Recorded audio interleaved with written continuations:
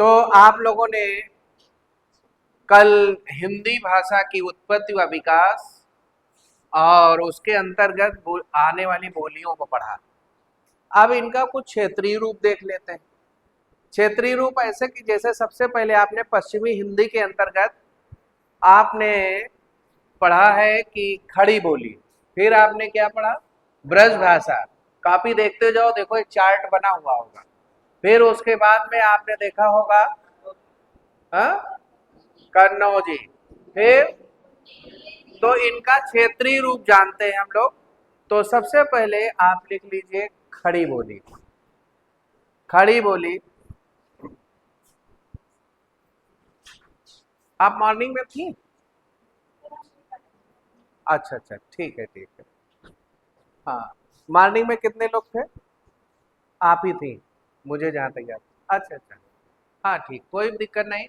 हमारी तरफ से जो है आप ज़्यादा से ज़्यादा ले जाइए, अच्छा करिए। लेकिन ये है बातचीत नहीं करोगे, क्योंकि जिन लोगों को पहले से पढ़ा हुआ होता है तो फिर उनको बातचीत ज़्यादा अच्छी लगने लगती है। और कोई दिक्कत नहीं। तो खड़ी बोली में आप लिखिए मेरठ, गाजियाबाद, हापुड़, बुलंदशहर। मेरठ, गाजियाबाद, हापुड़, बुलंदशहर,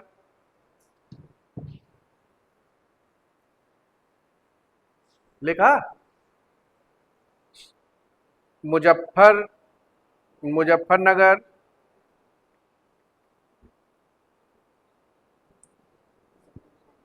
मुजफ्फरनगर,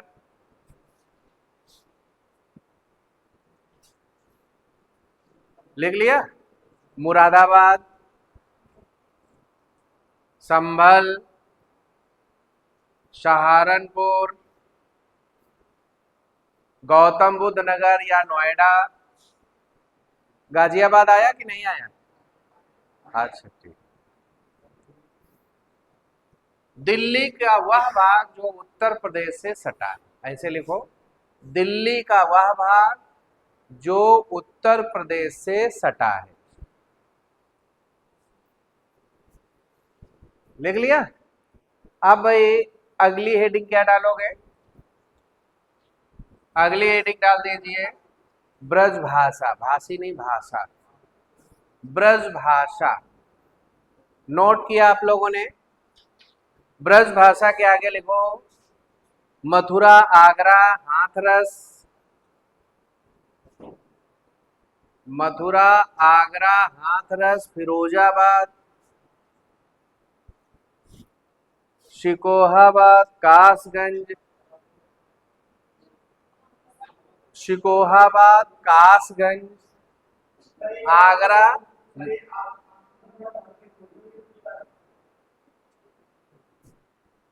क्या कहना चाहते हैं?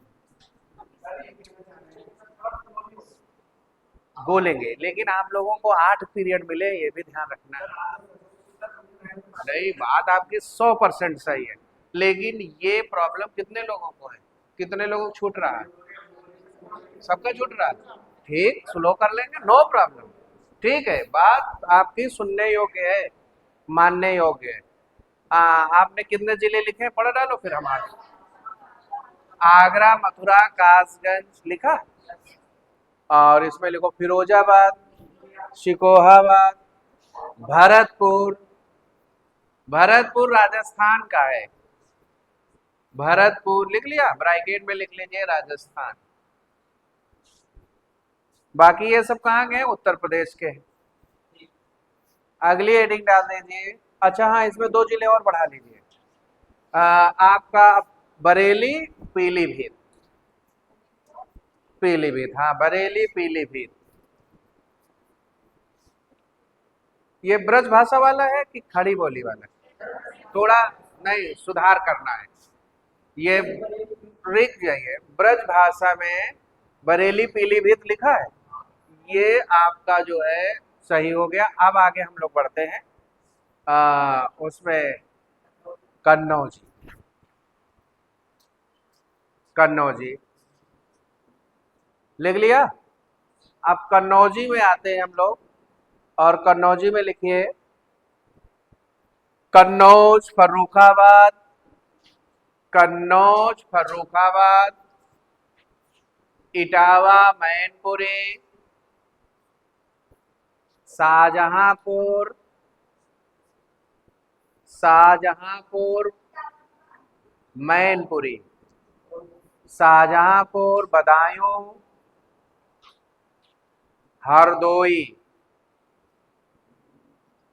हरदोई लिख लिया, इत्यादि कर देंगे। शाहजहांपुर हरदोई, बदायूं भी है, किसमें? हाँ बिल्कुल है। कन्नौजी को मतलब ओकार बहुला, कैसी बोली है? ओकार बहुला, ओ का वर्ण का ज्यादा प्रयोग किया जाता है, नहीं ओ का अलग है, ओ वर्ण का ज्यादा प्रयोग किया जाता है। जैसे हमने कल बताया तो था कि उनने मारो, आप लोग बोलते हो मारा, और वो लोग क्या बोलते हैं? हाँ उनने मारो मतलब उसने मारा। ओ ओ ऊ नहीं, ओ की मात्रा का प्रयोग ज्यादा होता है। ठीक, आगे साइन कर दीजिए फिर जाइए। ठीक, आगे आप लोग जो है हेडिंग क्या डालोगे चार्ट के हिसाब से? बुंदेली, लेगो बुंदेली, हमीरपुर, महोबा, हमीरपुर महोबा, झांसी जालौन, महोबा, हमीरपुर महोबा, झांसी जालौन, ललितपुर, ग्वालियर, चरखारी, ग्वालियर के बाद में चरखारी। आपका कलम नहीं चल रहा, सुबह की थी, अच्छा, चरखारी। और चरखारी लिखने के बाद में आ, 4-5 जिले हो गए कि नहीं? हाँ बहुत हो गए इतने। ललितपुर, ललितपुर, ठीक, जालौन आया, ठीक, इत्यादि कर लीजिए, इत्यादि बस। आगे लिखो भाई हरियाणवी, हरियाणवी, हरियाणवी में लिखो आपका गुड़गावा, गुड़गावा, गुड़गांव ही तो बोलते हैं, दिल्ली से सटा हुआ गुड़गांव है कि गुड़गांव? गुड़गांव, गुड़गांव है मुझे, ठीक, गुड़गांव। और फिर आप लिख लीजिए दिल्ली का वह भाग जो हरियाणा से सटा है, दिल्ली का वह भाग जो किससे सटा है? हरियाणा से सटा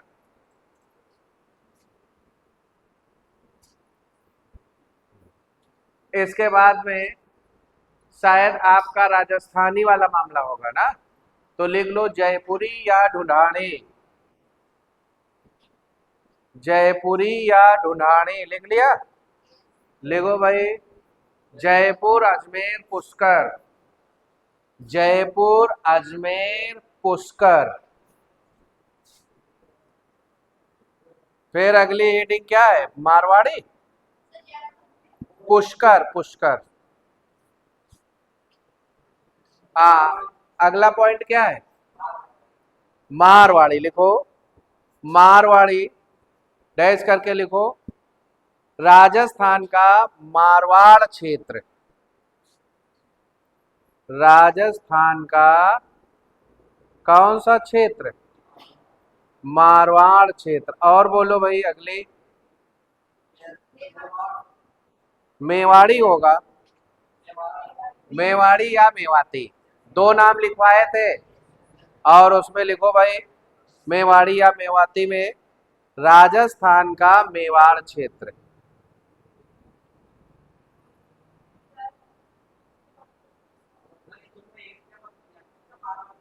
मेवाड़ अलग है और मारवाड़ अलग है।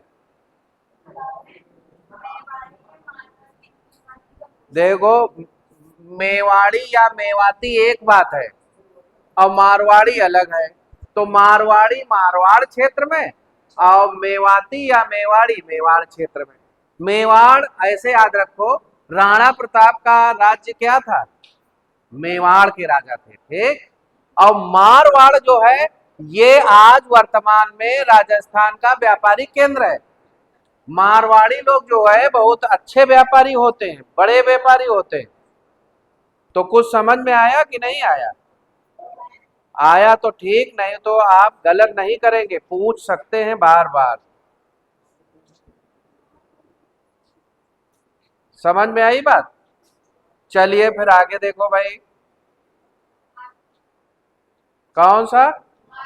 मालवी लिख लो, मालवी लिखो भाई। मालवी में, मालवी लिखा? हाँ लिखो इसमें, मालवी में। हाँ, ये मेला कहाँ लगता है मध्य प्रदेश में ना? उसका उज्जैन लिख लो, उज्जैन। और लिख लीजिए राजस्थान तथा मध्य प्रदेश का बॉर्डर, राजस्थान तथा मध्य प्रदेश का बॉर्डर। हाँ बॉर्डर, बॉर्डर को सीमा रेखा लिख सकते हो, लेकिन इतनी क्लिष्ट हिंदी लिखने क्या जरूरत? वही शब्द लिखो जो आपके पकड़ में आए। मालूम हुआ आज तो जो है नाम कमा रहोगे, अब कल को दिक्कत खड़ी होगी, ठीक। अब आप ये लिख लिया, अब इसके बाद में क्या बचा? हाँ इधर आ जाइए, अवधि लिखो, अवधि। अवधि का मतलब अवध प्रांत लिखो। लखीमपुर, सीतापुर, लखनऊ, बाराबंकी, फैजाबाद, अयोध्या। ब्रैकेट में ये कर लेना, चाहे फैजाबाद को या अयोध्या को, एक ही चीज है दोनों। हाँ नाम बदल गया, ठीक। अयोध्या या फैजाबाद, अंबेडकर नगर, गोंडा, बहराइच, श्रावस्ती। हाँ अंबेडकर नगर, गोंडा, बहराइच, श्रावस्ती, बहराइच, श्रावस्ती, श्रावस्ती लिख लिया।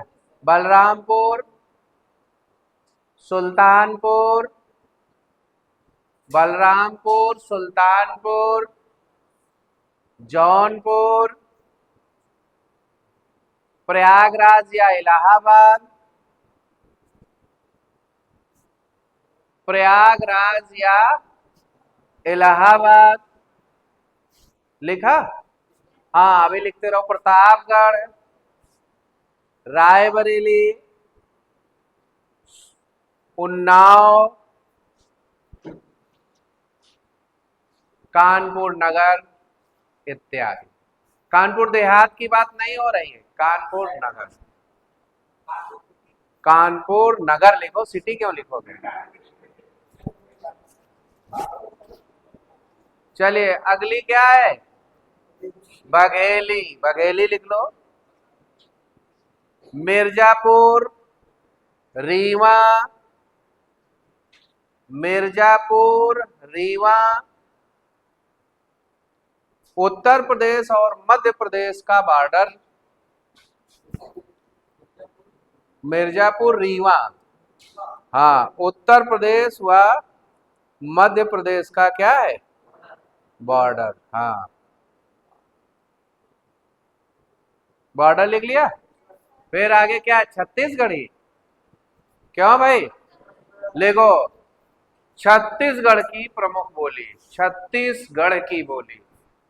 अब इसमें जानते हो नंदगांव वहां भी एक शहर है, और ये पूछा जा चुका है कि नंदगांव की बोली है तो छत्तीसगढ़ी सही था। अब उसमें अच्छा ये किया कि ब्रज भाषा उत्तर नहीं दिया था विकल्प। यदि ब्रज भाषा होता तो नंदगांव हम लोग कहां पहुंच जाते? मथुरा। लेकिन उसने जो है ब्रज भाषा विकल्प नहीं दिया था, उसमें दिया था नंदगांव की बोली है अवधी, भोजपुरी, छत्तीसगढ़ी और दे दिया था बघेली। तो क्या लगाओगे? हाँ, ये मतलब प्रोफेसर की एग्जाम हुई थी, प्रोफेसर और मतलब ये डिग्री कॉलेज के जो प्रवक्ता नहीं होते हैं, इन असिस्टेंट प्रोफेसर, उसमें क्वेश्चन ये आ चुका है, उसमें जो है ये क्वेश्चन आ चुका है। ठीक, और असिस्टेंट प्रोफेसर की तो भर्ती होती है और डायरेक्ट प्रोफेसर कोई बनता नहीं है, जब उसे 15 साल का पढ़ाने का अनुभव हो जाता है तब वो प्रोफेसर बनता है। नहीं तो जो भर्ती है वो किससे है? असिस्टेंट प्रोफेसर से। जैसे आप लोगों ने देखा होगा ARTO, आरटीओ की भर्ती नहीं है, ARTO की भर्ती, प्रमोशन से वो कहाँ पहुंचता है? आरटीओ। तो चलिए, उधर हमें नहीं जाना है। और कौन सा बचा भाई पार्ट? बिहारी हिंदी में क्या है? छत्तीसगढ़, अरे पूरे राज्य में, छोटा सा तो राज्य है छत्तीसगढ़। हाँ, छत्तीसगढ़ राज्य है, नंदगांव उसका शहर है। समझ गए? नंदगांव तो हमने क्वेश्चन आया इसके लिए चर्चा कर दी। आगे आप लोग बढ़िए, और इसमें जो है अगली हेडिंग क्या पड़ेगी? बिहारी हिंदी, भोजपुरी लिख लो, भोजपुरी। हाँ, भोजपुरी में लिखो, लिखिए बनारस। बनारस लिखा? बनारस के बाद में दूसरा पॉइंट लिखो चंदौली, बिल्कुल सटा हुआ है कस्बा, वो वहां के राजनाथ सिंह हैं। चंदौली लिख लिया। फिर आगे लिखो गोरखपुर, देवरिया, बलिया, बस्ती। गोरखपुर, देवरिया, बलिया, बस्ती, छोटा भोजपुर, बड़ा भोजपुर, ये दो कस्बा हैं, यहीं से है इसकी उत्पत्ति, बिहार के।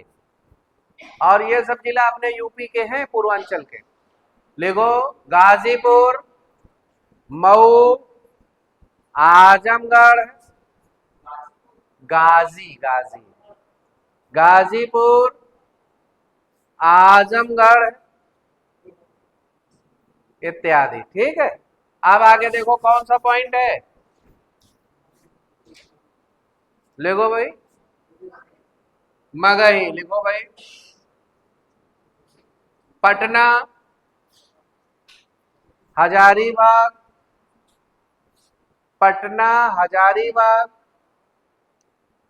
अब आप लोग ऐसे समझो इसको, 16 महाजनपदों में एक महाजनपद आपने पढ़ा होगा मगध प्रांत। अब मगध प्रांत जो है ये वास्तव में पटना से रिलेटेड है। मगध साम्राज्य की स्थापना किसने की थी? बताया गया होगा एंशियंट हिस्ट्री में। ठीक, फिर उसके बाद में जहां तक मुझे याद है नंद वंश का मामला आता है क्या?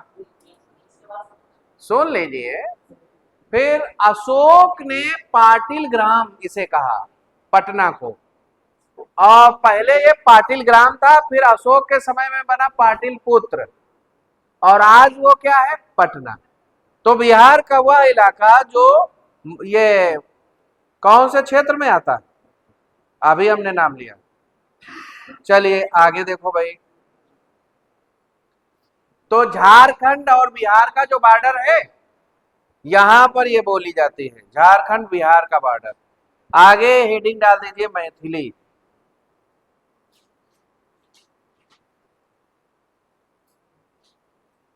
मैथिली लिख लिया? लिखो भाई मैथिली में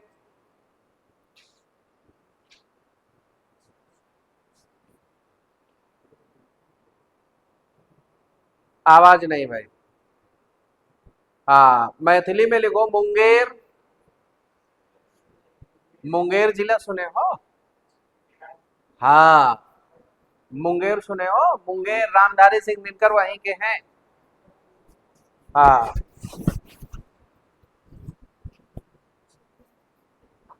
पेन कहाँ डाल दिया गया भाई? मुंगेर लिख लिया, फिर लिखो वो पुरलिया ऐसे करके एक जिला है वो। पेन कहाँ है भाई? कोई बच्चा चला जाए ऑफिस से ले आए।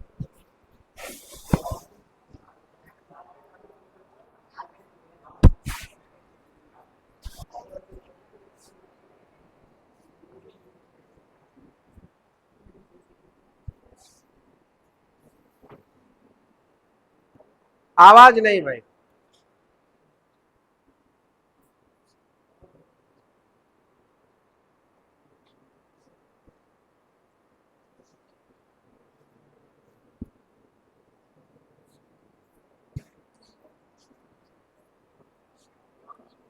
आवाज नहीं भाई, आप लोग जरा सा मौका मिलता है बातचीत करने लगते हो। पेन हमारे पास तो नहीं। नहीं होगा ये। अच्छा, किसने डाल दिया इसे? हाँ, पुरलिया लिख लो। पुर, ये देखो, आप लोगों को ज्ञान होगा कि ये बंगाल और बिहार के बॉर्डर का एक जिला है। उसका सही उच्चारण करो, पूर्णिया है कि पूर्णलिया है, ये जो है जरा सा बताओ। नहीं, किसी को ज्ञान नहीं है ऐसे भूगोल का। देखो देखो, मुझे बस स्पेलिंग में डाउट हो रहा है, इसीलिए थोड़ा सा मैं चाह रहा हूं कि एग्जैक्ट वैल्यू इसकी क्या है।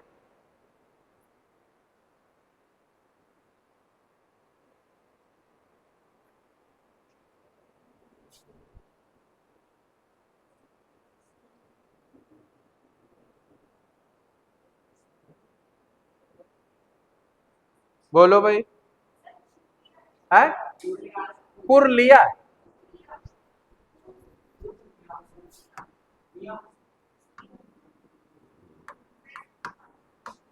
ऐसे ना है ना।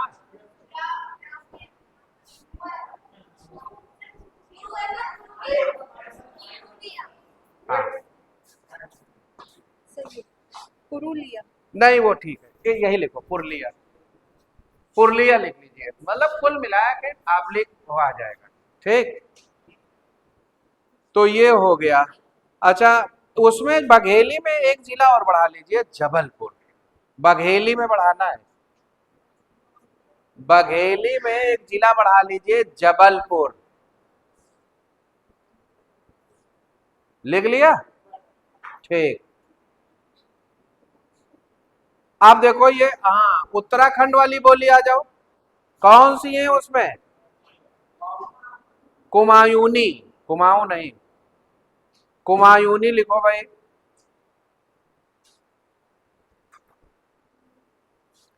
कुमायूनी लिख लिया? चलिए भाई आगे नोट करो। लिखो कौशानी अल्मोड़ा। कौशानी अल्मोड़ा।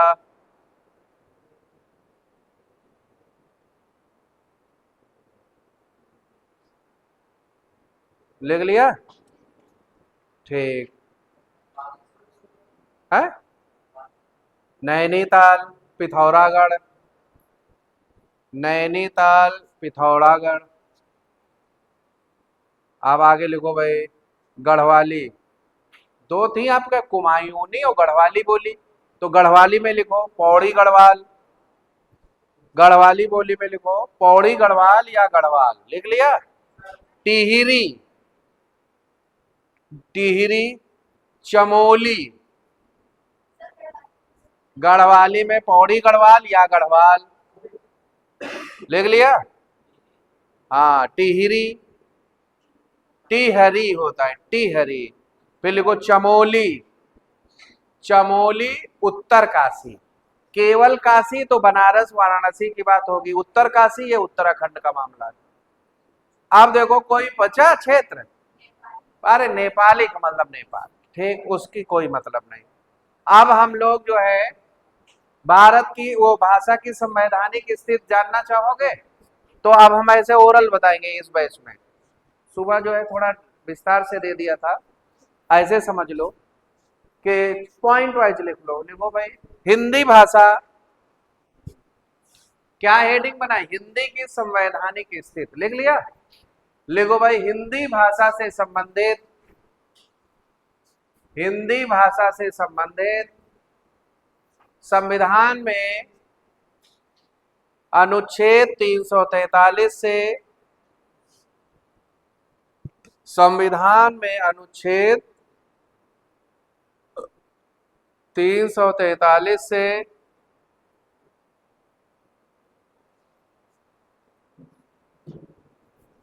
तीन सौ तैतालीस से 351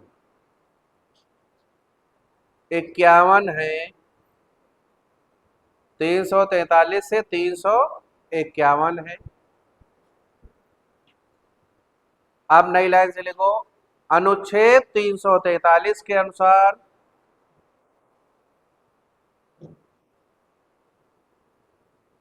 अनुच्छेद 343 के अनुसार संघ की राजभाषा हिंदी, संघ की राजभाषा हिंदी, संघ मतलब यहां देश से है, ठीक। संघ की राजभाषा हिंदी और लिपि देवनागरी होगी, देवनागरी होगी और भारतीय अंकों का रूप, और भारतीय अंकों का रूप, भारतीय अंकों का रूप, लिख लिया। अंकों का रूप अंतरराष्ट्रीय रूप होगा, अंतरराष्ट्रीय रूप होगा। अंतरराष्ट्रीय लिख लोगे आप लोग, ठीक, रूप होगा। फिर आगे लिखो भाई, लिखो अनुच्छेद 344, नई लाइन से लिखो, अनुच्छेद 344, लिखो भाई इसके अनुसार राष्ट्रपति को, हाँ राष्ट्रपति को राजभाषा के विकास के लिए, भाषा के विकास के लिए, भाषा के विकास के लिए, भाषा के विकास के लिए भाषा राजभाषा आयोग के गठन, भाषा के विकास के लिए राजभाषा आयोग के गठन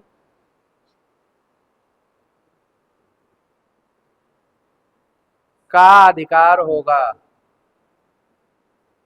का अधिकार होगा। प्रथम 5 वर्षों में तत्पश्चात, प्रथम 5 वर्ष पर तत्पश्चात हर 10 वर्ष पर, हर 10 वर्ष पर, लिख लिया। नई लाइन से लिखो, प्रथम राजभाषा आयोग का गठन 1955 में, प्रथम 5 वर्षों में, तत्पश्चात हर 10 वर्ष पर, मतलब राजभाषा का आयोग का गठन या समिति का गठन कर सकता, हाँ बढ़ता जाएगा, ठीक, लिख लिया। हाँ, प्रथम राजभाषा आयोग का गठन 1955 में किया गया। अब इसको किसने किया होगा, अब अंदाजा लगाओ। डॉक्टर राजेंद्र प्रसाद ने, क्योंकि राष्ट्रपति रहे। गठन किया गया, लिख लिया, जिसके अध्यक्ष, अब ये प्रथम अध्यक्ष भी हो गए क्यों भाई, देखिए 1955 में राजभाषा आयोग का गठन किया गया और जिसके प्रथम अध्यक्ष या अध्यक्ष बीजी खेर, पूरा नाम है इनका बाल गंगाधर खेर, इसके प्रथम अध्यक्ष बीजी खेर, बाल गंगाधर खेर नियुक्त किए गए,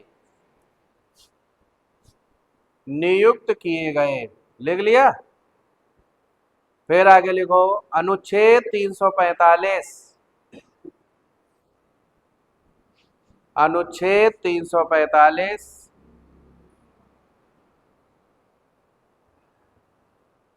लिखिए भाई, किसी राज्य या विधानमंडल, किसी राज्य का विधानमंडल,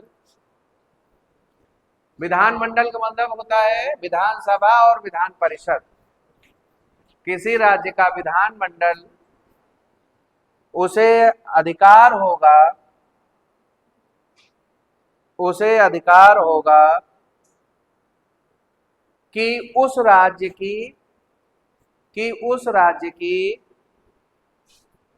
मातृभाषा में कार्यवाही के साथ,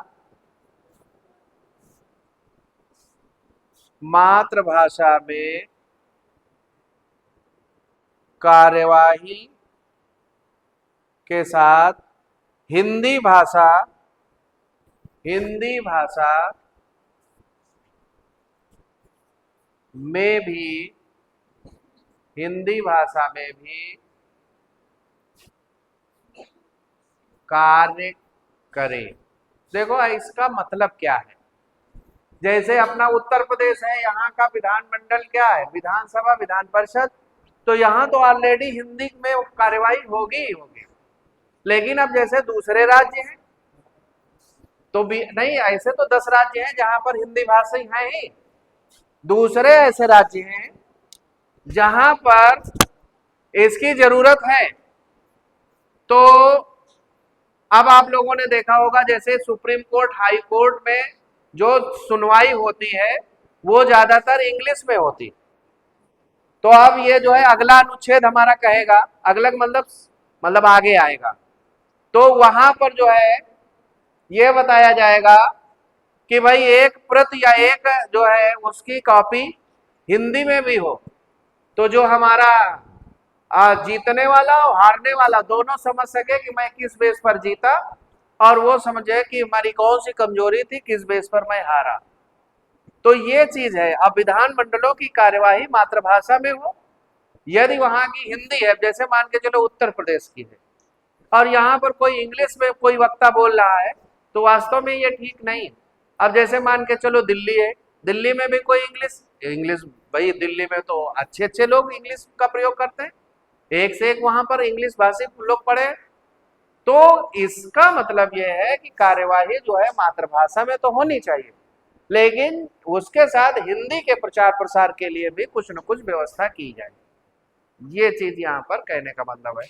अगला देखो भाई, हाँ ये अनुच्छेद कौन सा था, 45। अब आगे 346 लिख लो।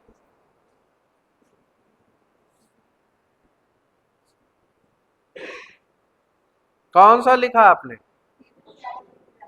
लिखो भाई। इसके अंतर्गत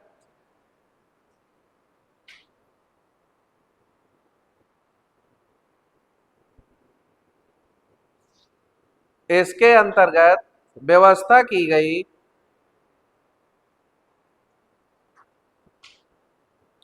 कि संघ और राज्य के मध्य,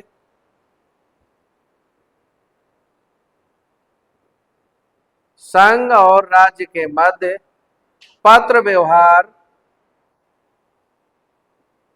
संघ और राज्य के मध्य पत्र व्यवहार किस भाषा में हो भाई, हाँ अंग्रेजी व क्षेत्रीय भाषा, अंग्रेजी व क्षेत्रीय भाषा के साथ साथ, के साथ साथ हिंदी भाषा में एक प्रति, हिंदी भाषा में एक प्रति भी भेजी जाए, एक प्रति भी भेजी जाए।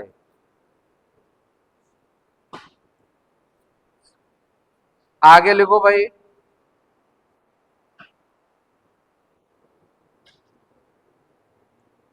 347 क्यों भाई, लिखो अनुच्छेद 343 के अनुसार 47 43 समझ में आ रहा ना? नहीं, 47 के अनुसार राज्य के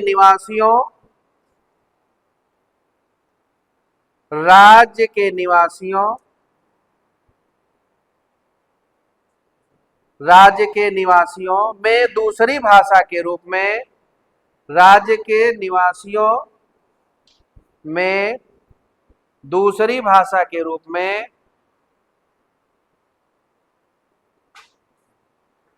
ऐसी नहीं दूसरी भाषा के रूप में मान्यता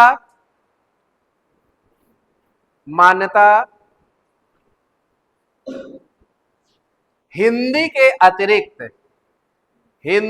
अतिरिक्त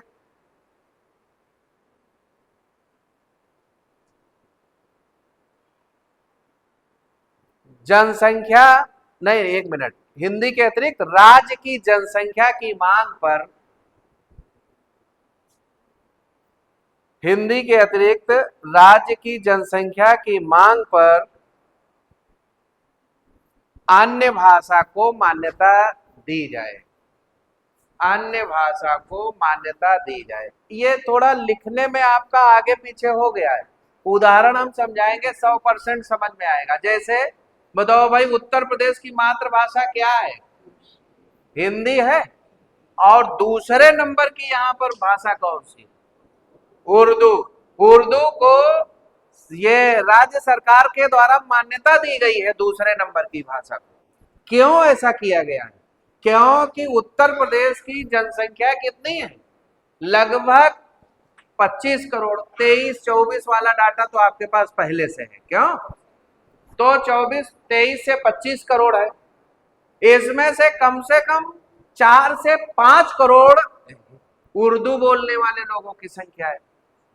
तो इस आधार पर ये जनसंख्या के विस्तृत रूप को देखते हुए या जनसंख्या की डिमांड को देखते हुए उर्दू को दूसरे नंबर की या राज्य भाषा घोषित किया गया। ये राष्ट्रभाषा नहीं है, राज्य भाषा। समझ में आई बात? हाँ बोलो, कोई नहीं कुछ बताओ। तो आप लोग आपस में जो डिस्कस करते हो उससे बेहतर है मुझसे भी कर लिया करो। उसका मतलब ये होगा आपकी आपस की डिस्कस तो बाद में भी हो जाएगी, और मैं अभी थोड़े समय के बाद आपसे दूर हो जाऊंगा ना, तो सीधे जुड़ो। इसमें जो है बीच में किसी को डालने से बेहतर है सीधे हमारे आपके बीच में। यहाँ 2 ही दल हैं, एक मैं हूं और एक में आप सब लोग। और ऐसे दल बनाओगे तो कोई अपना दल हो जाएगा, कोई समता पार्टी हो जाएगा। राजनीतिक दल यहाँ पर या किसी भी प्रकार के ग्रुप की जरूरत नहीं है। नहीं तो एक मुहावरा आ जाता है, अपनी अपनी ढपली अपना अपना राग हो जाएगा। बेहतर यही है आप सीधे संवाद करें, मैं आपकी बात को सुनने को तैयार हूं। तो उत्तर प्रदेश में 2 भाषाएं हैं। मातृभाषा क्या है? हिंदी। और दूसरे नंबर की भाषा, इसे कैसे दर्जा प्राप्त हुआ दूसरे नंबर की भाषा? ज्यादा से ज्यादा लोगों के द्वारा डिमांड की गई, मांग की गई, और सरकार ने इसे मान्यता दे दी। अब तो कई भाषाएं जो है मान्यता प्राप्त हो गई उत्तर प्रदेश में। जैसे अभी योगी जी ने भोजपुरी को भी जो है मान्यता दे दी कि भोजपुरी में भी कोई विधानसभा में खड़े होकर बात कर सकता है क्षेत्रीय भाषाओं के विकास के लिए। और वो भोजपुरी भाषा से बिलोंग भी करते हैं। भाई उनका समय ज्यादा से ज्यादा कहाँ बीता? गोरखपुर है भले को उत्तराखंड के, लेकिन 13-14 साल की उम्र में कहाँ चले गए वो? गोरखनाथ मंदिर के मठाधीश बना दिए गए। तो कुल मिला के हमें उस क्षेत्र में नहीं जाना है, लेकिन एक एग्जाम्पल दे रहे हैं कि ये डिमांड की जाती है, मांग की जाती है, तब जो है ऐसा हो पाता है। तो ये हमारा किस अनुच्छेद के तहत ऐसी व्यवस्था की गई है? 347। बस बात समझ में आ गई। 348 हमारा देखो क्या कह रहा है, लिखो भाई। 347 हो चुका, अब लिखो 348 के अनुसार, 48 ही तो चलेगा, हाँ 48। 348 के अनुसार उच्चतम न्यायालय और उच्च न्यायालयों में, उच्चतम न्यायालय और उच्च न्यायालयों में अधिकांश कार्यवाहियां अंग्रेजी भाषा में होती हैं। अधिकांश कार्यवाहियां किस भाषा में होती हैं? अंग्रेजी भाषा में होती हैं। अंग्रेजी भाषा में होती है। देखो भाई, संविधान द्वारा व्यवस्था दी गई कि अंग्रेजी के साथ साथ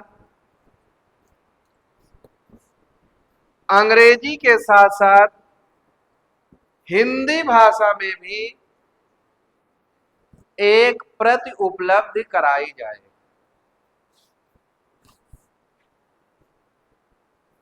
अंग्रेजी के साथ साथ हिंदी में भी एक प्रति उपलब्ध कराई जाए। 49 हमारा देखो क्या कह रहा है भाई, लिखो भाई 349 के अनुसार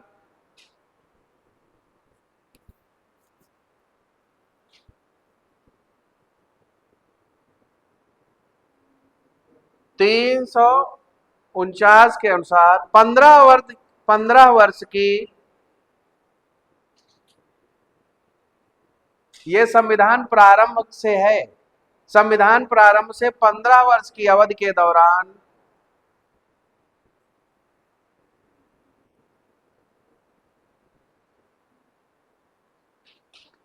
दौरान प्रयोग की जाने वाली भाषा के लिए 15 वर्ष की अवधि के दौरान प्रयोग की जाने वाली भाषा के लिए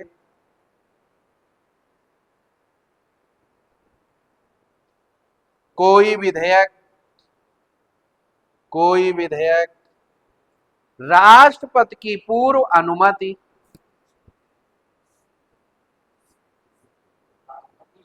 राष्ट्रपति की पूर्व अनुमति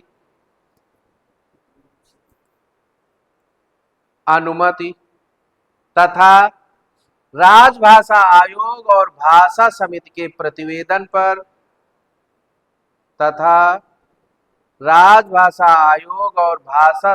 प्रतिवेदन पर विचार करके, देखो भाई फिर से दोहराए दे रहे हैं, राजभाषा आयोग तथा भाषा समिति के प्रतिवेदन पर विचार करके ही संसद में प्रस्तुत किया जा सकता है। संसद में प्रस्तुत किया जा सकता है। इसका मतलब समझ पा रहे हैं? ऐसे समझो, जब बताओ संविधान बना था तो उस समय भारत में कितनी भाषाएं उसमें थी? 22। वर्तमान में तब नहीं थी। 16 नहीं, 14 भाषाएं, 14 राज्य। फिर राज्यों की संख्या तो 28 हो गई, भाषा 22 ही हो पाई। ये नहीं कह सकते हो वन राज्य वन लैंग्वेज, ऐसा नहीं, वन स्टेट वन लैंग्वेज। अब देखो इसमें हुआ क्या, पहले 14 थी, 14 के बाद में फिर कुछ बढ़ी, अटल जी के टाइम में 4 फिर जोड़ दी गई, तब टोटल कितनी हो गई? 22। पहले जो है ये मैथिली जो है हिंदी की एक बोली थी और है, लेकिन अलग से उसे संविधान में एक क्या बन गया, भाषा का भी दर्जा प्राप्त है, जो हमने लिखवाया भी है। आप लोगों को लिखवाया कि नहीं लिखवाया? चलिए, तो इसमें अब आप ये नहीं कि गए और संविधान में बहस करवा दी वो संसद में कि नहीं इस बोली को भाषा का दर्जा प्राप्त कर दिया जाए। नहीं, उस पर पहले कौन विचार करेगा?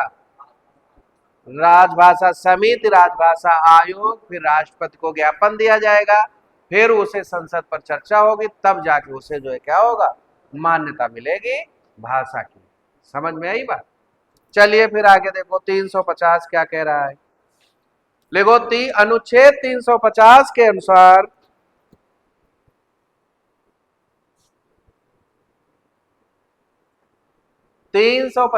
अनुसार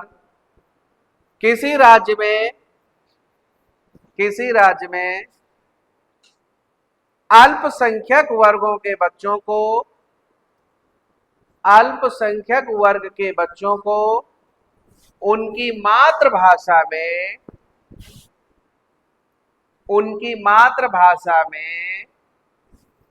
शिक्षा के लिए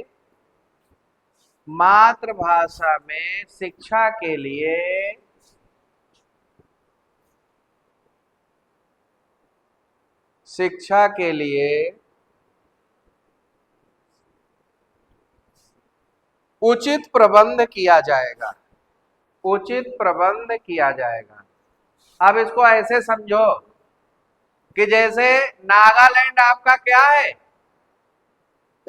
अल्पसंख्यक वाला राज्य है। हालांकि नागालैंड में अधिकांशतः जो है ईसाई धर्म के लोग रहते हैं। उनकी मातृभाषा क्या है, इंग्लिश है। इसलिए उनको क्लास 1 to 5 की जो है शिक्षा किस भाषा में दी जाएगी, इंग्लिश में। जैसे मान के चलो कि उत्तर प्रदेश में मुस्लिमों को और सिख तो हैं, कम है, ये है उधमपुर नगर वगैरह में, थोड़ा सा उत्तराखंड के आसपास। सिखों को, ईसाइयों को अल्पसंख्यक माना गया कि नहीं माना गया? तो ये चाहे तो अपनी मातृभाषा के अनुसार अपने बच्चों को शिक्षा दिलवा सकते हैं, इसमें सरकार कोई रोड़ा नहीं लगा सकती। ये प्राविधान है। जैसे कि मदरसों में ज्यादातर जो है उर्दू को चुना जाता है कि नहीं चुना जाता, तो ये इसी बेस पर जो है मान्यता मिली है कि ये अल्पसंख्यक हैं, इनको अपनी मातृभाषा में शिक्षा देने का या प्राप्त करने का अधिकार है। अब इसके अलावा भी कोई अल्पसंख्यक किसी राज्य में बहुसंख्यक हो सकता है। जैसे जम्मू कश्मीर एक ऐसा राज्य है जहां पर मुस्लिम क्या है, बहुसंख्यक है।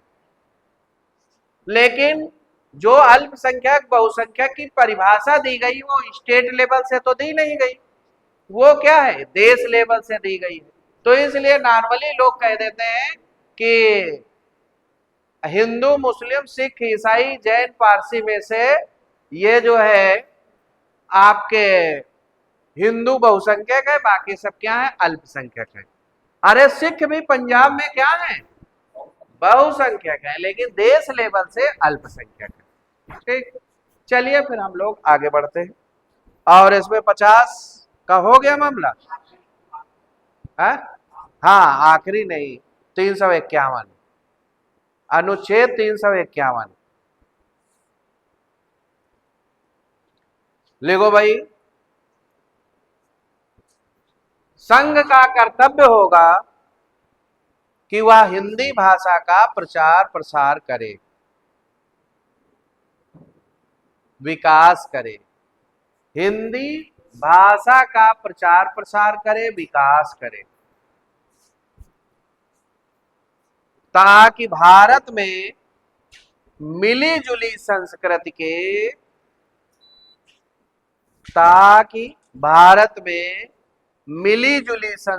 के सभी तत्वों का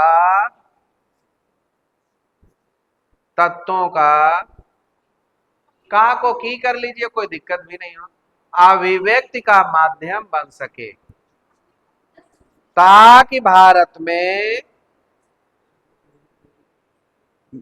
मिली जुली संस्कृति के सभी तत्वों की अभिव्यक्ति का माध्यम बन सके। अब जैसे मैं एक एग्जांपल देना चाह रहा हूं कि आप आज भी जो है देहात क्षेत्र में या ग्रामीण क्षेत्र में आप चले जाएं तो आप लोगों ने देखा होगा कि वो किसी भी धर्म का व्यक्ति हो, लेकिन अपनी क्षेत्रीय भाषा का ही प्रयोग करेगा। जैसे सपोज करो कि बिहार का जो घर या जो है पूर्वांचल का कोई मुस्लिम भी है, तो वो भोजपुरी बोलेगा या उर्दू फारसी बोलेगा, भोजपुरी बोलेगा। भोजपुरी किसके अंतर्गत है, हिंदी के अंतर्गत है। इसका मतलब है कि भोजपुरी ही सही, लेकिन है तो वो हिंदी का स्वरूप ही। जैसे मुरादाबाद के जो है 10 लोगों का इंटरव्यू लिया जाए, वो मान लीजिए 2-4 धर्म के, अलग अलग धर्म के हैं, लेकिन बोली उनकी या भाषा कौन सी होगी, खड़ी बोली ही होगी। क्यों? क्योंकि भाषा के प्रचार प्रसार से हमारा कल्चरल जो डेवलपमेंट भी होता है, सांस्कृतिक विकास भी होता है। जैसे आप लोगों ने देखा होगा कि अभी आप विदेश चले जाओ और मुरादाबाद के आसपास की बोली जाने वाली बोली को कोई बोल रहा है तो आप तुरंत समझ जाओगे ये अपना क्षेत्रीय है। कोई सिंबल नहीं, सबसे बड़ा सिंबल आपकी भाषा बनी। तो यही बताया गया है इसमें कि हिंदी का इतना प्रचार प्रसार कर दिया जाए कि पूरे देश में ये फैल जाए और हमारी राष्ट्रभाषा भी बन जाए। अब हिंदी, अब नोट करके लिख लो, निचोड़ इसका दे दें हम। नोट लिखो, हिंदी देश की राजभाषा तो है परंतु राष्ट्रभाषा नहीं। हिंदी देश की राजभाषा तो है परंतु राष्ट्रभाषा नहीं। उसमें हमने ये शुरू में लिखवा दिया था। हाँ, कैसे भाई? लिखो, संविधान निर्माण के समय व्यवस्था दी गई कि अंग्रेजी हिंदी के साथ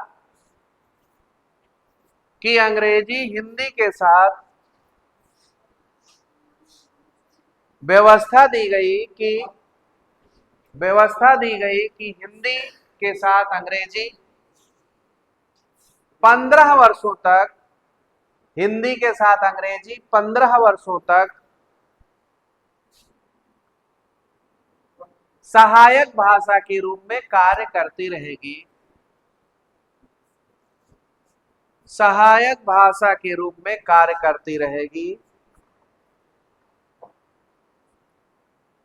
किस भाषा के रूप में? और इसके बाद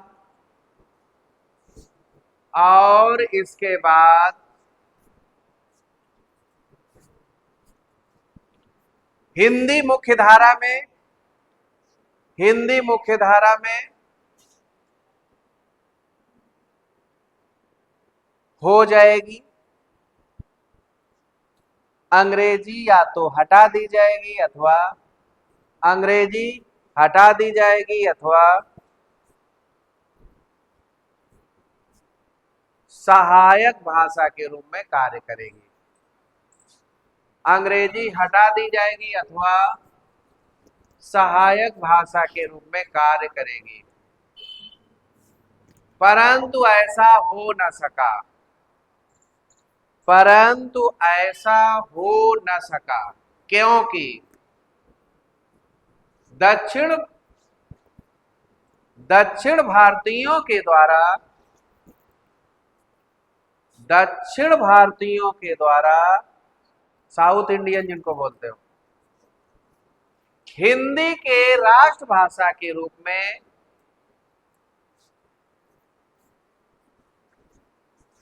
दक्षिण भारतीयों के द्वारा हिंदी के राष्ट्रभाषा के रूप में स्वीकृत नहीं किया गया। इनका विरोध एक आंदोलन के रूप में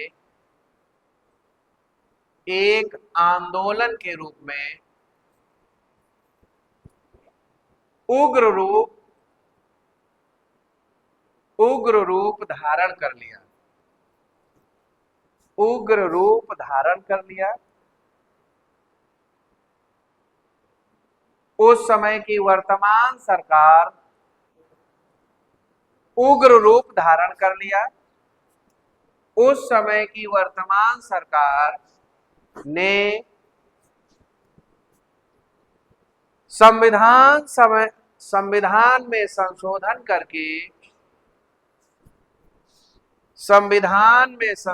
करके व्यवस्था दी कि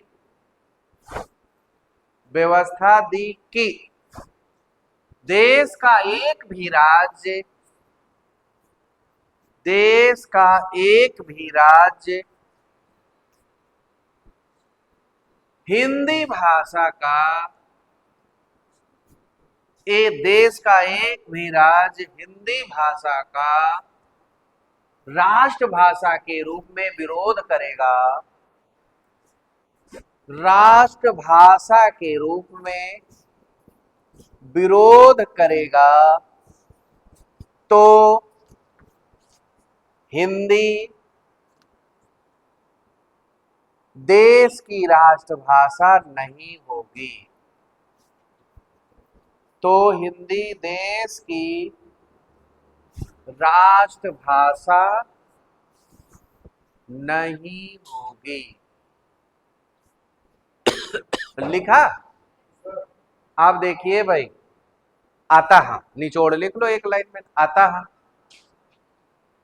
हिंदी देश की राष्ट्रभाषा तो है, देश की राजभाषा तो है, परंतु राष्ट्रभाषा नहीं। हिंदी देश की राजभाषा तो है, परंतु राष्ट्रभाषा नहीं। कारण समझ में आया? अपने यहाँ नागालैंड जैसे तो इंग्लिश मातृभाषा उनकी है, तो वो कब चाहेंगे कि हिंदी राष्ट्र की, मतलब जो हिंदी राष्ट्र की भाषा बने? नहीं चाहेंगे। तो दक्षिण भारत के राज्य तो पीछे हो गए, अब इसमें वो पूर्व के राज्य आगे आ गए। पूर्व के राज्य समझ रहे हो, जो सेवन सिस्टर दिखाया जाता है, ये वाला पार्ट कहाँ गया भारत का नक्शा? ये वाला ना, हाँ ये वाला पार्ट। अब ये भी जो है नहीं चाह रहे हैं कि हिंदी हमारी राष्ट्रभाषा बने। राजभाषा और राष्ट्रभाषा में अंतर समझ लो। देश के द्वारा शासन चलाने के लिए लिखित भाषा का जिसमें प्रयोग, लिखित भाषा में जिस भाषा का प्रयोग होता है उसे हम राजभाषा कहते हैं, और देश के अधिक से अधिक नागरिकों के द्वारा बोले जाने वाली भाषा को हम राष्ट्रभाषा कहते हैं।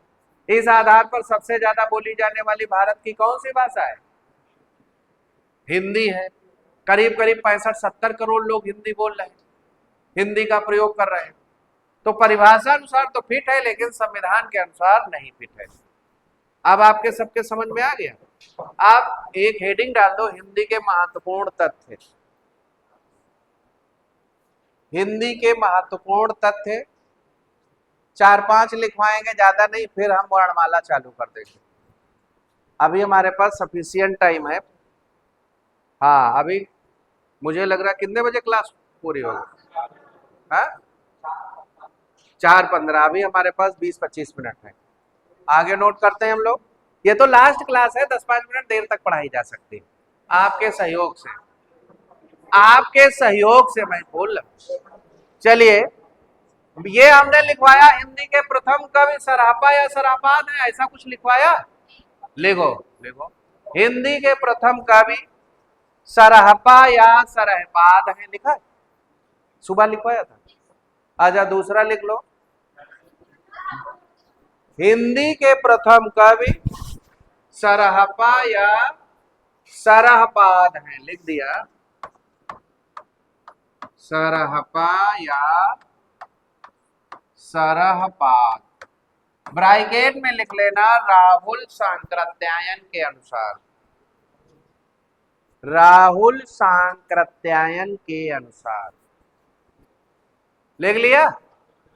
सांकृत्यायन ऐसे लिखा जाएगा, सांकृत्यायन। ये बिंदु नहीं है, बिंदु ये धोखे से लगाए, ठीक?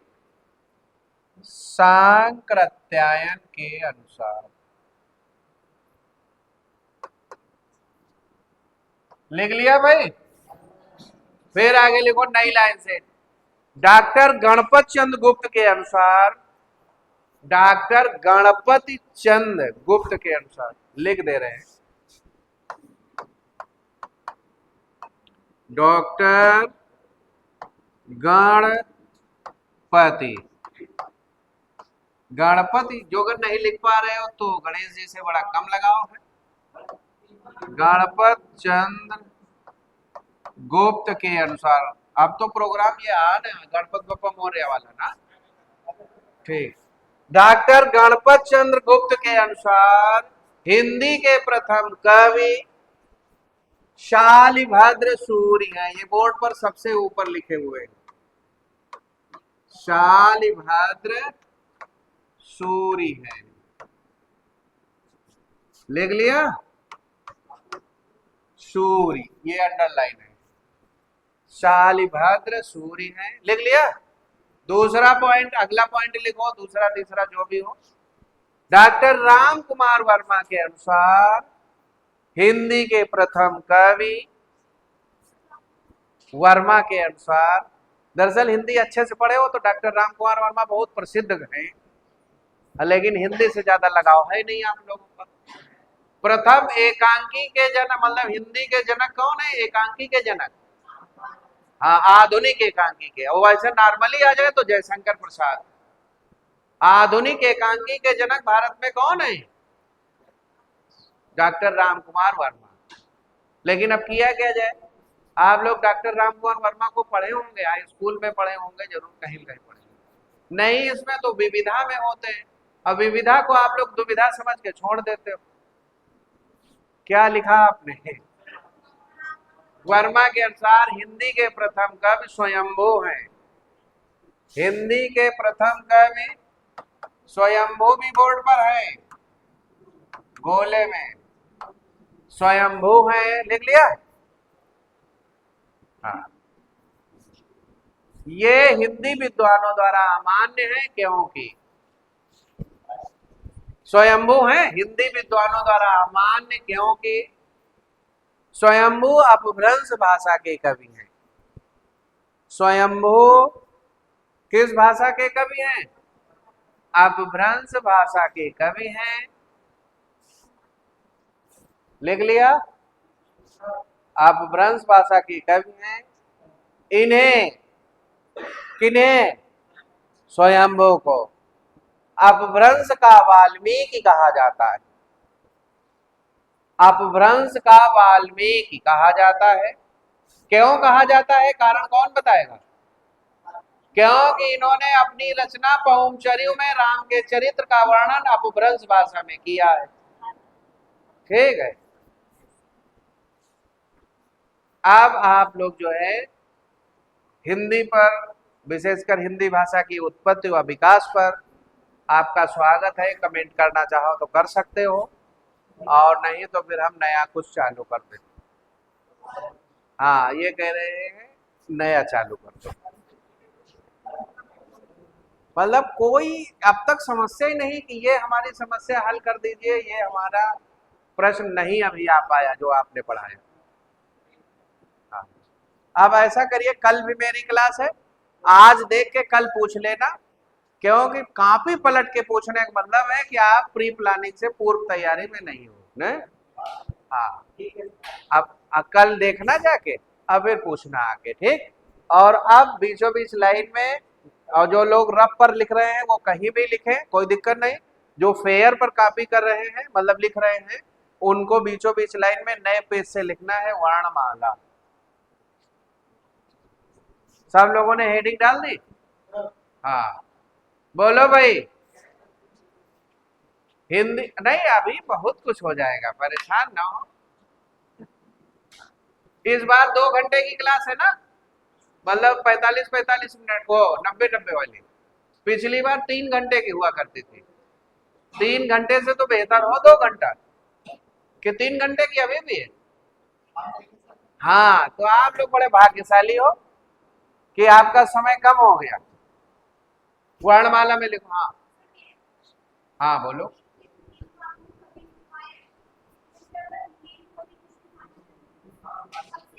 हाँ, सराहपा या सराहपा, जब किसी का नाम ना लिया जाए तो आप जो है किसको टिक करोगे? सराहपा या सराहपात को। और जो अगर पूछ दे, ये पेट में पूछा जा चुका है, गणपत चंद्र गुप्त के अनुसार हिंदी के प्रथम कवि कौन है, इसलिए लिखवाया है, ठीक। और हिंदी का प्रथम महाकाव्य क्या है? पृथ्वीराज रासो, जिसके रचयिता चंद्र बरदाई। समझ में आई बात? चलिए फिर, अब ये तो जब लिटरेचर का मौका ही नहीं मिलेगा आपके बीच में, थोड़ा बहुत सुबह वाली बैच में जरूर देंगे हम। तो आप लोग पहले तो अपना वाला पढ़िए, और फिर जब दिखे कि अभी हिंदी और हमें पढ़नी है तो फिर सुबह भी आ जाना, लेकिन अभी अपने में पढ़ो, ठीक? क्योंकि अभी 8 लेक्चर बिल्कुल सेम टू सेम पढ़ाएंगे। क्यों? अभी कॉमन चीजें पढ़ा रहे हैं जो आप में भी है और उसमें भी है। फिर छटनी होगी कि वनडे वाले में 30 लेक्चर में हिंदी खत्म करनी और आप में 8 में, तो इसलिए चेंज तो आएगा ही। वर्णमाला लिख लिया? लिखो भाई, वर्णों के व्यवस्थित समूह को वर्णमाला कहते हैं। लिखो भाई, वर्णों के व्यवस्थित समूह को वर्णमाला कहते हैं।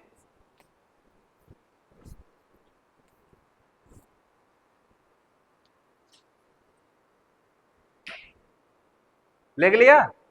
अब आप एक चीज बताएं भाई, व्यवस्थित शब्द मायने रख रहा है। देखो भाई, जैसे आबा सादा कह दिया जाए तो सब वर्णमाला के वर्ण हैं, लेकिन ये वर्णमाला नहीं है क्योंकि इनका क्रम व्यवस्थित नहीं। आप क्रम से पढ़ोगे तो क्रम का अपना एक उद्देश्य है। जैसे डिक्शनरी है, पहले ए वाले फिर बी वाले फिर सी वाले लेते हो, ऐसे यहाँ पर भी ये पहले कौन होंगे? अ वाले होंगे, फिर आ वाले होंगे, फिर ई वाले होंगे, फिर ऊ वाले होंगे, तब और भी होंगे, है कि नहीं? अब वर्णमाला पर एक क्वेश्चन पूछ लेते हैं, क्योंकि ऐसा कोई व्यक्ति इसमें है ही नहीं जिसको वर्णमाला ना आती हो। सबको आती है? कोई जिसको वर्णमाला ना आती हो हाथ उठाए स्वेच्छा से, हम उसे अलग से सिखा देंगे। बोलो। अब ये कोई हाथ नहीं उठाएंगे, क्यों? बेइज्जती महसूस कर रहे हैं। हाँ? हाँ, नहीं, बेइज्जती इसलिए महसूस कर रहे हैं कि क्लास 1 से पढ़ते चले आ रहे हैं, अब ये वर्णमाला पूछ रहे हैं, है कि नहीं? आप देखो भाई, वर्णमाला इसका मतलब सबको आती, आती कि नहीं आती? भाई जब आप लोग कह रहे हो हाँ आती है, तो ये जो निर्दलीय प्रत्याशी हैं इधर, हाँ, तुम्हें नहीं आती? आजा, इनके पीछे जो बैठी तुम्हें तो आती होगी। हाँ, तो बैठे बैठे सुनाओ वर्णमाला।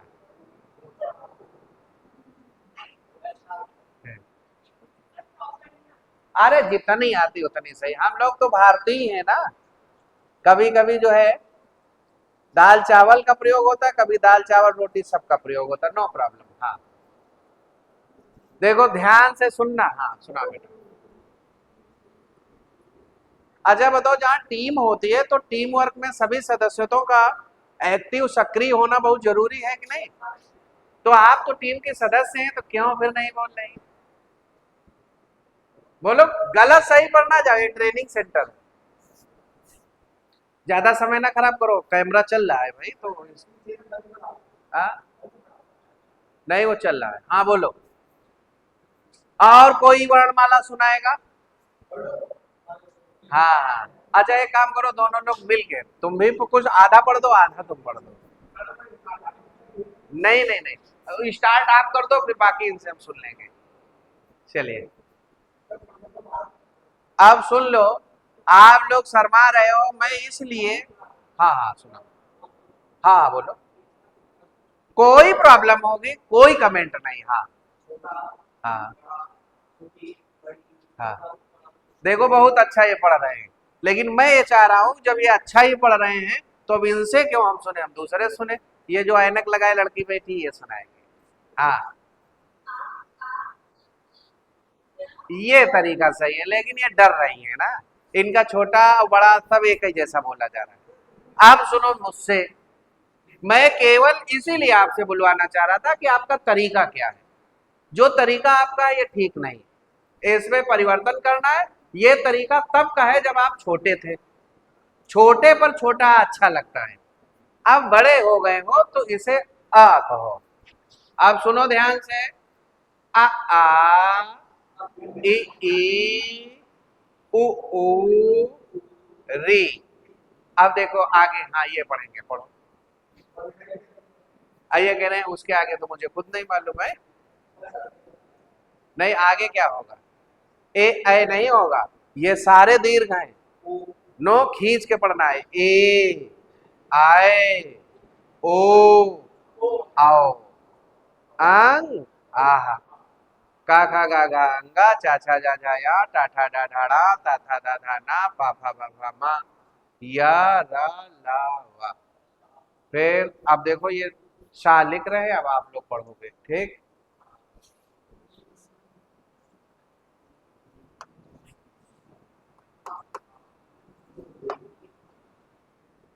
आप खूब हंसे कोई दिक्कत नहीं, लेकिन कुछ सीख के जाएं। हाँ, आज अगर सीख के नहीं जा रहे हो तो वही हाल है, जैसे सूखे सावन वैसे भरे भादो, या 9 दिन चले 2.5 कोस, खोदा पहाड़ निकली चुईया तो बड़ी हो गई, चींटी कहा कर, चुईया ही सही है। मुहावरे में चुईया का प्रयोग किया गया, ठीक। आप देखो भाई, ये वर्णमाला में 2 पार्ट पहले कर दिए गए, और हाँ आपकी समस्या वहां से थी, इसे क्या कहेंगे, इसे क्या कहेंगे, इसे क्या कहेंगे। तुमने तो सब एक ही जैसा लपेट दिया। सपेरा और समोसा नहीं, ऐसे सुनो, ये है भाई आपकी कौन सी तालव्य सा, इसका उच्चारण तालु से होना चाहिए, और तालु का मतलब चा वाली लाइन पढ़ो, जहां पर जीभ लड़े वही तालु है, चा छा जा झा। तो अब यहां पर शा, शा, समझ गए। और इसको बोलते हैं मूर्धन्य सा, इसका उच्चारण मूर्धा क्षेत्र से होगी, टा वाली लाइन पढ़ो, टा ठा डा टाए टाए, क्या हो भाई। तो हाँ, ये है शा, देखो स्टाइल, शा शा, हल्की हवा भी निकल रही है, इसीलिए ऊष्म या संघर्षी कहलाते हैं। और इसमें इसे दंत सा कहते हैं, जीभ दांत में लड़ाओ, 10 बस सरसों परसों समोसा, ऐसे कहो, सड़क, समझ में आई बात। हाँ, आप सुन लो भाई, आप कुछ लोग जो है, अब वर्णमाला पर हम लोग आ रहे हैं। हाँ, इसमें जो है स्वर कितने हैं भाई, 11। व्यंजन आवाज नहीं, 39 + 1 एक नया अभी जोड़ा गया है, वो है आपका लह, विशेष व्यंजन, विशिष्ट व्यंजन। और उसकी शक्ल देख लो, ये ऐसे बनता है लह, हाँ? नहीं, अभी अभी किसी पुस्तक में ये नहीं आया है। हाँ, पहली बार बहुत चीजें देखोगे तो परेशान ना हो, धैर्य बनाए रखो, ये अभी 2024 में जोड़ा गया है।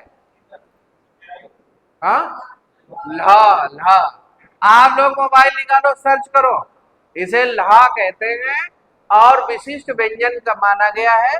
और इसको हम अभी अलग से क्यों बता रहे हैं, क्योंकि 52 वाला प्रोग्राम अभी साल 2 साल चलेगा पुस्तकों में, और हम जो अगर 53 सीधे सीधे लिखवा दें तो आप मेरे कंधे पर नहीं सवार होंगे, सीधे सिर पर सवार होंगे। इसलिए मुझे वर्तमान की जानकारी भी देना है और तरीका भी सही होना चाहिए, समझ में आई बात।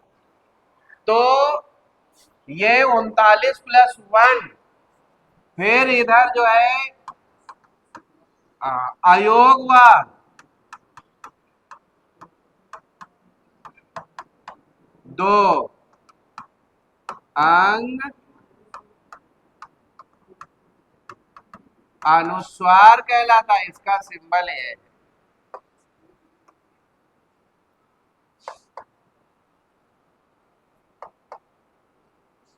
आह, विसर्ग। देखिए भाई, स्वर 2 प्रकार के हैं आपके, कौन से, ह्रस्व स्वर और दीर्घ स्वर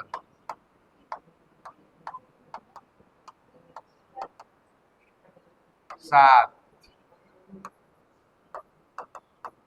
आ ई ओ री। देखो हरस्व स्वर को मूल स्वर भी कहते हैं। आप लोग जहां पर हरस्व स्वर लिखना, आप लिख करके मूल स्वर भी लिख लेना।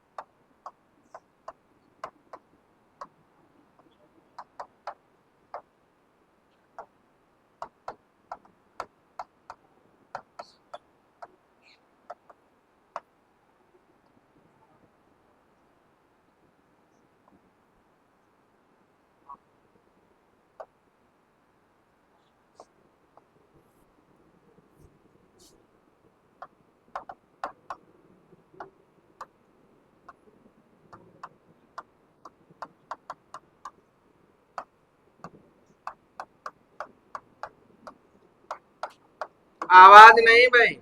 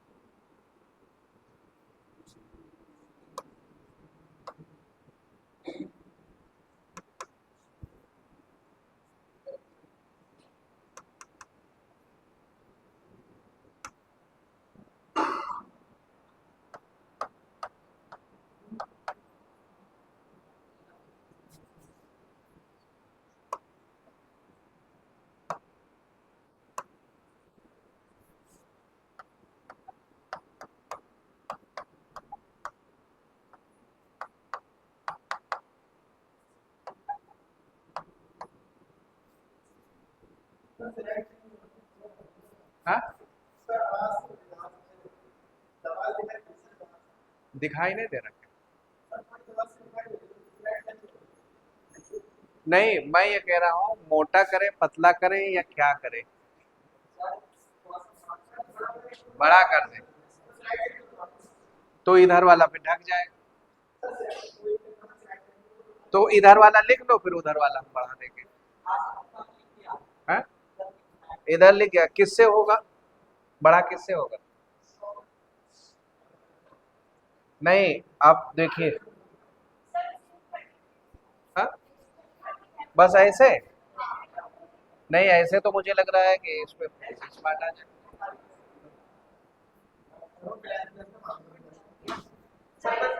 ये सब गायब हो जाएगा।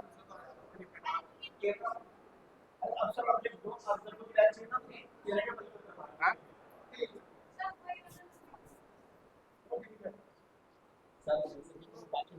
हाँ। हाँ।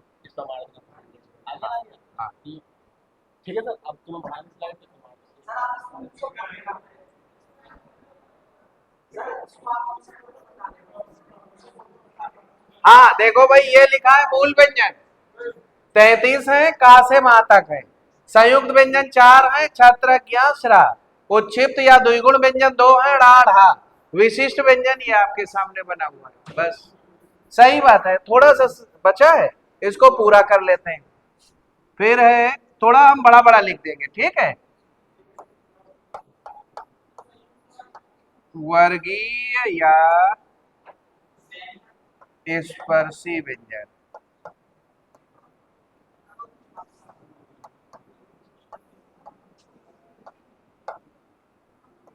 का से मा तक,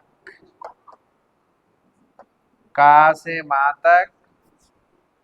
फिर आगे है अंतः इस्त व्यंजन। संयुक्त के बाद में उच्छिप्त या द्विगुण व्यंजन। अंतःस्थ व्यंजन या रा ला वा। फिर इधर ऊष्म या संघर्षी व्यंजन।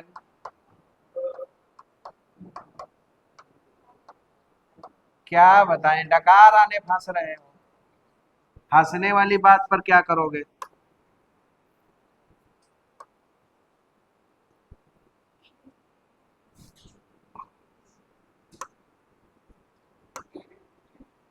संघर्षी व्यंजन ये भाई 4 हैं। ये आपके कितने हैं 25। ये कितने हैं 4। देखो भाई,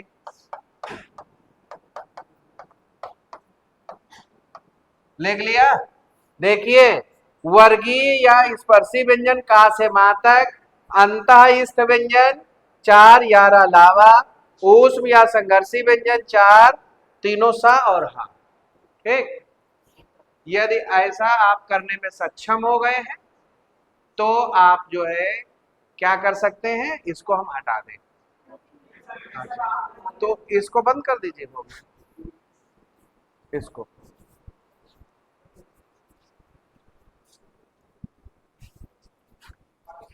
उनको भेज दीजिए, नूर आलम सर को। ये कैमरा वैमरा अपना देख लीजिए।